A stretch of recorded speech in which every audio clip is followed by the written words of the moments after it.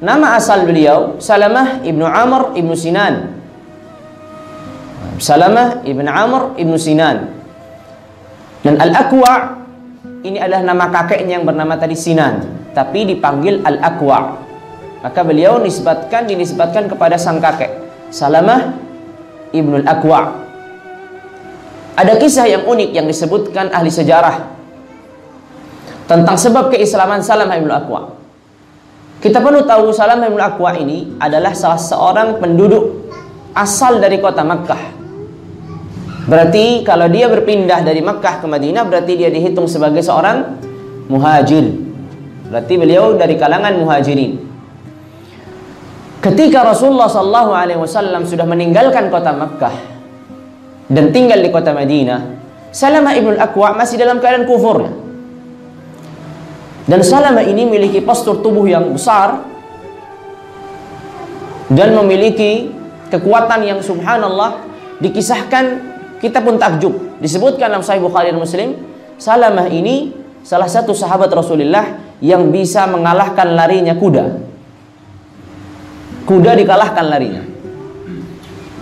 Ini menakjubkan sekali. Kita tidak tahu seperti apa kekuatan Salamah ibnu Al-Aqwa. Nanti akan kita kisahkan bagaimana Salamah mengejar pasukan berkuda dan dia mampu mendapatkannya. Mereka nunggangi kuda, dia jalan, lari tanpa tunggangan apapun. Dan sangat terkenal Salamah ibnu Al-Aqwa radhiyallahu taala anhu arda. Bagaimana dia masuk Islam disebutkan di sejarah. Suatu saat ketika Salamah ibnu Al-Aqwa sedang berburu, ia mendapati serigala, seekor serigala sedang memangsa rusa. Sedang memangsa rusa dan berhasil mendapatkannya. Mungkin orang banyak bertanya, dari mana negara Arab kok ada rusanya gitu. Padahal padang pasir. Rusa itu kan hidup di tempat-tempat yang hijau, ada tanaman gitu. Gimana padang pasir ada rusa? Ini salah satu faedah yang disebutkan guru kami Syekh Akram bin Hamid Al-Bukhari hafizahullah. Beliau mengatakan dahulu kala sebelum dibuatnya terusan Suez yang mengenal peta dunia akan mengetahui di sana ada namanya terusan Suez yang itu dibuat dari Laut Merah sampai ke laut yang seberang yang menyeberangi Eropa yang melewati negeri Mesir. Sebelum itu dibuat, dahulu kala hewan-hewan dari Afrika itu seringkali datang melewati jalur darat yang tidak dibatasi dengan perairan, datang menuju Mekah, Madinah, sehingga tidak heran kalau didapatkan di sana rusa, didapatkan hal-hal yang lain, termasuk didapatkan mungkin zebra dan seterusnya. Disebutkan dalam sebagian kisah Rasulullah dan para sahabat.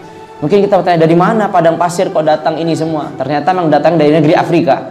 Yang negeri Afrika kita kenal ada sebagian tempat yang sangat hijau. Nah, mereka terkadang berhijrah dan datang. Intinya Salamah radhiyallahu taala anhu ardah sedang berburu, tiba-tiba mendapati serigala yang berhasil memangsa rusa. Ketika dia sedang makan, datang Salamah ibnu Al-Aqwa dengan keberaniannya diambil potongan yang sudah dimakan sama rusa ini. Lalu kemudian serigala tadi berbicara sebagaimana layaknya manusia berbicara. Maka serigala ini mengatakan, "Ya fulan, wahai seorang laki-laki, bagaimana ceritanya engkau mengambil rizkiku yang Allah Azza wa Jalla telah bagi untukku?" Maka Salamah kaget, subhanallah, serigala berbicara. Lalu kemudian kata serigala ini, ada yang lebih menakjubkan lagi daripada aku berbicara. Ada seorang nabi yang diutuskan Allah Azza wa Jalla untuk menyelamatkan manusia, justru kalian usir dari Mekah dan sekarang tinggal di Madinah. Lalu kemudian setelah itu Salamah pulang ke Mekah dan langsung menyusul Rasulullah ke kota Madinah. Ini salah satu sebab keislamannya melalui tadi serigala yang memangsa rusa tadi. Salamah ibnu Al-Aqwa radhiyallahu taala anhu ardah kemudian datang dan masuk Islam di kota Madinah dan hidup bersama Rasulullah. Sampai di kota Madinah, dia seorang yang asing karena bukan penduduk kota Madinah, dia penduduk kota Makkah. Lalu dia tidak mendapatkan pekerjaan. Akhirnya dipekerjakan oleh Talhah ibnu Ubaidillah, seorang sahabat yang dijamin masuk surga di antara para sahabat yang 10 dijamin masuk surga dalam satu hadis Rasulullah. Talhah ibnu Ubaidillah memiliki kuda dan ia sibuk berdagang, sibuk mengurusi yang lain, maka tidak memiliki kesempatan, tidak memiliki waktu untuk mengurusi kudanya. Maka Salamah ibn Akwa' yang mengurusi kudanya Talhah. Dia bukan orang yang terpandang secara kedudukan sosial. Dia hanya sebatas seseorang ibaratnya membersihkan kandang kudanya, merawat kudanya, memberi makan, dibawanya kudanya untuk mencari makan. Hanya itu pekerjaannya Salamah. Tapi dia seorang sahabat yang nanti akan kita kenal sangat tangguh dan sangat luar biasa. Salamah ibn Akwa' bersama Rasulullah SAW dan 1.500 dari kalangan para sahabat pada tahun 6 Hijriyah berangkat menuju kota Makkah untuk melaksanakan umrah. Namun dihalangi oleh Quraisy yang kita kemudian mengenal dengan nanti terjadinya Sulhul Hudaybiyah, perjanjian Hudaybiyah. Ketika Rasulullah SAW dihalangi oleh kuffar Quraisy dan Rasulullah mengutuskan Utsman bin Affan radhiyallahu anhu untuk berdialog, berdiskusi, negosiasi bersama Quraisy agar kaum muslimin bisa masuk, tiba-tiba datang kabar bahwasanya Utsman terbunuh. Maka Rasulullah SAW mengumpulkan para sahabat dan mereka semuanya diminta untuk baiat kematian. Siapapun yang di sini, semuanya membaiat diriku untuk membela darahnya Utsman ibnu Affan. Maka semua para sahabat membaiat Rasulullah. Yang Allah Azza wa Jalla sebutkan, laqad radiyallahu 'anil mu'minina idh yubayyi'unaka tahta asy-syajarah. Allah telah merelakan dan Allah meridai keadaan mereka yang membaiatmu di bawah syajarah, yaitu dengan Bai'atul Ridwan atau Syajaratul Hudaybiyah. Di Bai'atul Ridwan ini, orang yang termasuk yang pertama membaiat Rasulullah ada Salamah bin Akwa'. Ketika Salamah sudah baiat dan orang-orang masih baiat, Salamah sudah pergi, Rasulullah melihat Salamah. Kata Rasulullah, "Ya Salamah, sini, baiat lagi." Kata Salamah, "Ya Rasulullah, aku tadi sudah baiat di awal. Kenapa aku baiat lagi?" "Tidak mengapa, kamu baiat lagi yang kedua." Setelah manusia sudah selesai para sahabat membaiat, Rasulullah melihat lagi Salamah. Kata Salamah, kata Rasulullah, "Ya Salamah, kemarilah dan baiat lagi." Kata Salamah, "Aku sudah baiat 2 kali ya Rasulullah." "Tidak mengapa, kamu baiat yang ketiga." Jadi, satu-satunya sahabat Rasulullah pada baiat Ar-Ridwan atau baiat Sulhul Hudaybiyah itu, sebelum terjadi Sulhul Hudaybiyah, satu-satunya sahabat yang baiat Rasulullah 3 kali yaitu Salamah.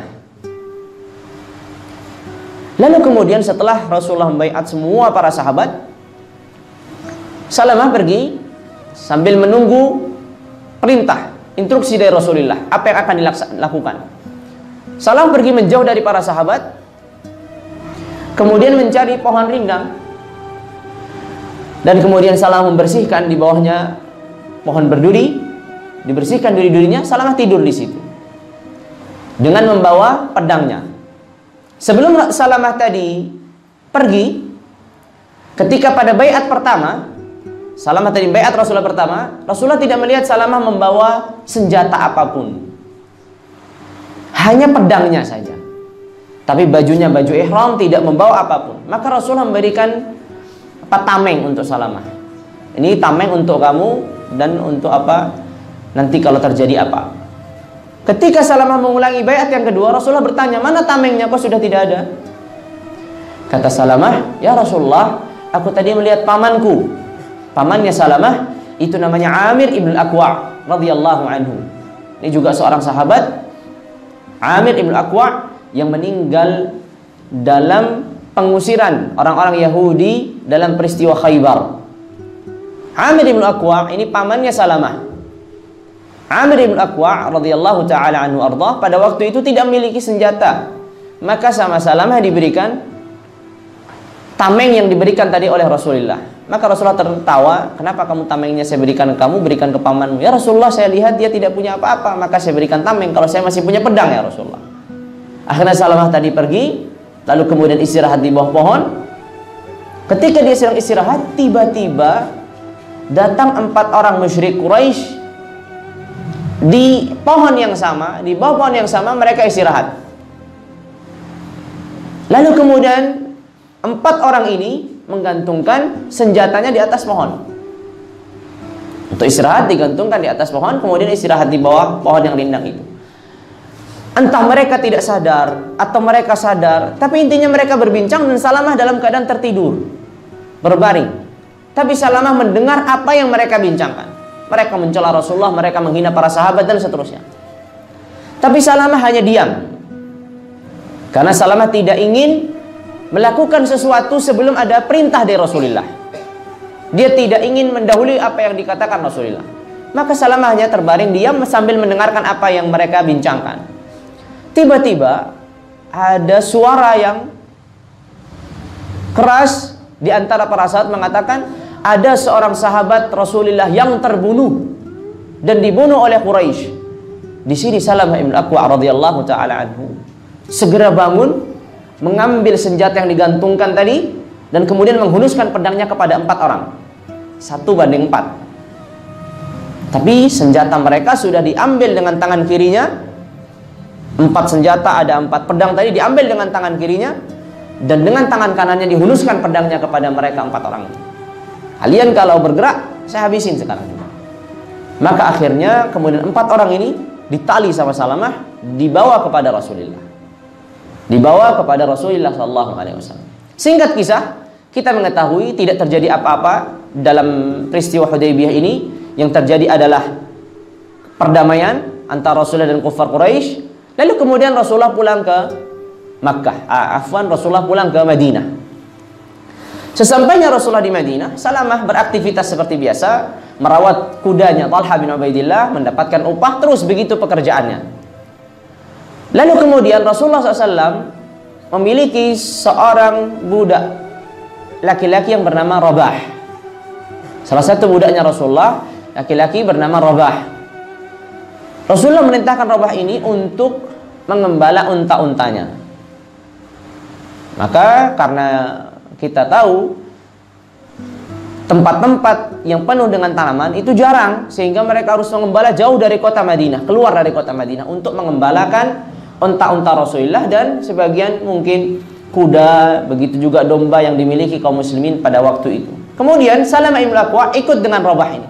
Aku ikut dengan kamu mengembalakan unta Rasulullah, aku juga mau mengembalakan kudanya Talha bin Ubaidillah. Akhirnya mereka bersama beberapa orang juga mengembalakan di jauh posisinya dari kota Madinah, karena mencari tadi tempat-tempat yang hijau. Tiba-tiba dalam suatu malam mereka kedatangan 40 orang pasukan. 40 orang ini dari Ghatafan, yang mana mereka mengambil seluruh apa yang dimiliki Rasulullah dari unta-untanya dan apa yang dimiliki kaum muslimin yang ada di situ. Tapi Salamah ibn Aqwa berhasil menyelamatkan kudanya Talhah bin Ubaidillah. 40 orang ini berhasil membunuh 1 orang. Kemudian para sahabat mundur ke belakang karena mereka jumlahnya sedikit. 40 orang penuh dengan senjata, sedangkan mereka ini datang nggak pakai senjata karena mereka ingin mengembala tadi. Tapi kemudian Salamah bin Aqwa berhasil menyelamatkan kudanya Talha bin Ubaidillah. Kemudian Salamah berpesan kepada Rabah, "Ya Rabah, kembalilah ke kota Madinah, kembalikan kuda ini kepada pemiliknya Talha bin Ubaidillah, dan kabarkan apa yang terjadi di sini. Kabarkan kepada Rasul apa yang terjadi di sini. Aku akan mengejar mereka." 40 orang dikejar 1 orang. Ini keberanian seorang Salamah ibn Aqwa. Mereka lari membawa unta di malam hari dengan kudanya, dengan untanya lari cepat. Sedangkan Salamah masih dalam posisi di tempat itu dan berbincang dengan Rabah tadi, mewasiatkan atau berpesan kepada Rabah. Kemudian Salamah menaiki salah satu bukit yang ada dan teriak dengan sekuat tenaga untuk agar menyampaikan suara pertolongan, meminta pertolongan kepada penduduk kota Madinah. Kemudian Salamah mengejar mereka. Salamah ibn Aqwa radhiyallahu anhu arda, selain dia terkenal dengan kecepatan larinya, Beliau juga terkenal dengan keahliannya dalam memanah, sehingga panahnya selalu terkena. Maka dia persiapkan panahnya dan mengejar. Kita nggak bisa bayangkan secepat apa orang ini. Orang itu sudah pergi dari semenjak malam, Salamah baru mengejarnya, kemudian mampu. Lalu kemudian Salamah tidak mengejarnya secara langsung, tapi dia menaiki gunung-gunung, karena itu ada perbukitan, sehingga lewat di atas gunung, mereka di bawahnya. Mereka Salamah Ibnu Aqwa radhiyallahu ta'ala memanah satu persatu mereka. Ada yang terkena, ada yang jatuh, ada yang... Karena dikejar terus oleh Salamah, maka satu persatu onta Rasul ditinggalkan. Nggak mungkin mereka akan berlari membawa ontanya. Onta ini kan dia larinya nggak secepat kuda. Makanya satu demi satu ontanya Rasulullah ditinggalkan. Dan Salamah terus mengejarnya sampai seluruh ontanya Rasulullah selamat. Dan mereka masih melarikan diri. Tapi Salamah tidak berhenti, terus mengejarnya. Keberanian, karena Salamah tidak hanya sebatas ingin mendapatkan unta Rasulullah, tapi ingin memberikan pelajaran kepada 40 orang ini. Kemudian terus dikejar, sampai karena mereka ini lelah juga dikejar, maka mereka juga meringankan bawaan mereka. Jadi mendapatkan sesuatu yang lebih. Ontanya kembali, dapat lagi ghanimah dari pengejaran ini. Maka mereka tinggalkan sebagian pakaian mereka, sebagian makanan mereka, apa yang mereka bawa, karena mereka ingin lari dari Salamah. Dan subhanallah, Salamah ini setiap ingin datangi mereka, dia bersembunyi di bawah pohon, kemudian dipanah, sehingga mereka mundur, nggak bisa mendatangi Salamah. Dan terus begitu, setiap Salamah mau datangi satu orang maju, dipanahnya, sehingga dia takut balik lagi, dan seterusnya. Sampai akhirnya Salamah ibn Aqwa radhiyallahu ta'ala anhu ardah melihat dari kejauhan rombongannya Rasulullah. Dan yang pertama kali datang di situ adalah Al-Akhram Al-Asadi. Namanya Muhriz ibnu Nadlah radhiyallahu ta'ala anhu ardah. Muhriz ibnu Nadlah radhiyallahu ta'ala anhu ardah, sebelum dia berangkat, hari sebelumnya dia bermimpi dengan suatu mimpi yang cukup aneh. Mimpinya adalah, dalam mimpi tersebut dia dibawa melewati langit pertama, langit kedua, langit ketiga, sampai ke Sidratul Muntaha. Di pagi harinya dia menceritakan mimpi ini kepada Abu Bakar. Kata Abu Bakar, aku menafsirkan mimpi ini adalah engkau akan gugur syahid di jalan Allah. Lalu kemudian Al-Akhram Al-Asadi tadi, atau namanya Muhriz ibn Nadlah Al-Asadi radhiyallahu anhu, dia datang pertama. Karena ini termasuk penunggang kuda yang sangat luar biasa juga di antara prajuritnya Rasulullah. Setelah Al-Akhram ada Abu Qatadah Al-Ansari. Abu Qatadah Al-Ansari juga terkenal dengan seorang yang penunggang kuda, sehingga mereka balapan gitu ibaratnya. Tapi Al-Akhram lebih duluan datang. Ketika Al-Akhram duluan datang, dihadang sama Salamah. Kata Salamah, jangan mendekat, mereka itu 40 orang atau kurang dari 40 orang, kamu sendirian. Tunggu saja Rasulullah datang semua, baru kita nanti kejar mereka. Jangan kamu hadapi sendirian, kamu akan habis di antara mereka. Kalau saya selamat, karena saya selalu bisa menghindar. Sebelum Al-Akhram datang, Salamah bin Aqwa terus mengikuti mereka. Walaupun Salamah juga berhati-hati tidak menghabiskan panahnya, karena kalau menghabiskan panahnya berarti dia sangat bahaya untuk keselamatan dirinya. Maka panahnya masih terus disisakan. Jadi hanya mengikuti saja. Dia juga tidak membunuh mereka, tapi mengikuti, mengejar, tapi juga tidak menghabiskan panahnya. Maka tiba-tiba mereka mendapatkan bantuan. 40 datang bantuan. Kemudian bantuan ini bertanya, ada apa kalian? Ada satu orang yang mengejar kita dan kita payah tidak bisa membuat apa-apa terhadap orang ini. Kalau begitu kita kepung dia 4 orang. Datang 4 orang mengepung Salamah. Kemudian Salamah dengan beraninya keluar dari pohonnya. Tahu nggak siapa kalian? Siapa diri saya ini? Apakah kalian pernah mengenal siapa yang kalian hadapi saat ini? Saya adalah Salamah ibn Aqwa. Apa kalian tidak pernah mendengar tentang kisah saya? Kalau di antara kalian ada yang lari, saya mampu mengejarnya. Tapi kalau saya yang lari, kalian tidak akan mampu mengejarnya. 4 pun kalian tidak akan mampu mengejar saya. Karena dia tadi bisa mengalahkan kuda larinya. 4 orang nggak akan bisa mengalahkan Salamah. Tapi kalau di antara kalian ada yang lari, saya mampu mengejar kalian. Pilih mana? Pilih kalian yang lari atau saya yang lari? Kalau saya yang lari, kalian nggak bisa ngejar saya. Kalau kalian yang lari, saya akan kejar kalian. Maka akhirnya mereka berempat mundur dan kembali ke pasukannya.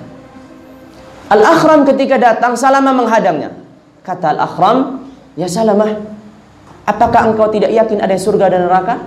Kalau engkau yakin ada surga dan neraka, maka biarkanlah aku antara diriku dengan syahadah di jalan Allah, dengan mati syahid. Biarkan aku mati syahid di jalan Allah."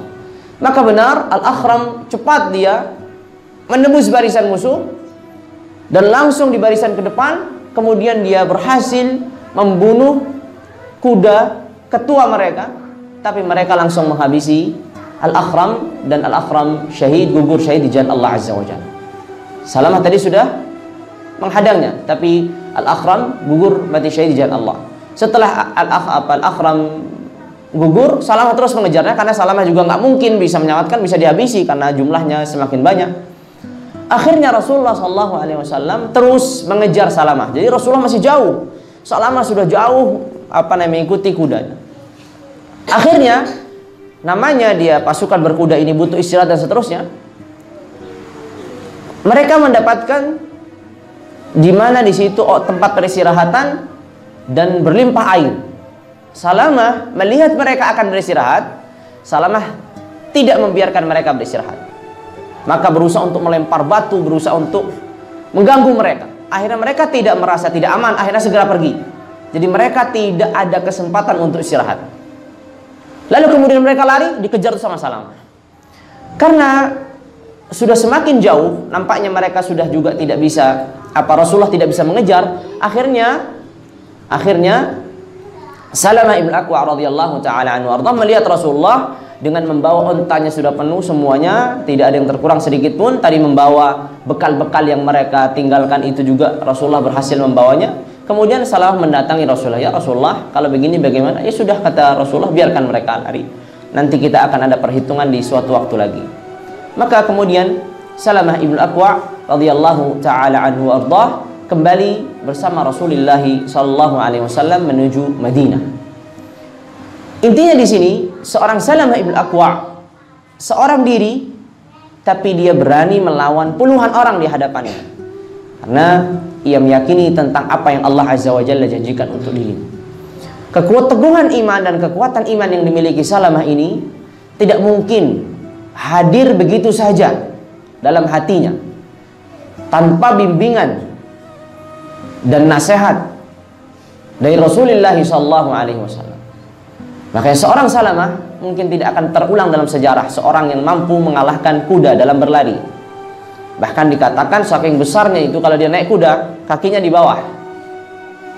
Dan kita mengenal kalau kuda Arab itu tinggi sekali, bukan seperti kuda kita. Kalau kuda misalkan Sumbawa atau itu kan pendek-pendek, kuda Arab itu tinggi sekali. Ini Salamah kalau naik di atas kuda, kakinya di bawah, kakinya menyentuh tanah. Masya Allah, luar biasa Salamah bin Aqwa radhiyallahu taala anhu arda ini tubuh. Ini adalah salah satu kisah yang disebutkan ahli sejarah tentang kisahnya Salamah ibn Aqwa radhiyallahu taala anhu arda.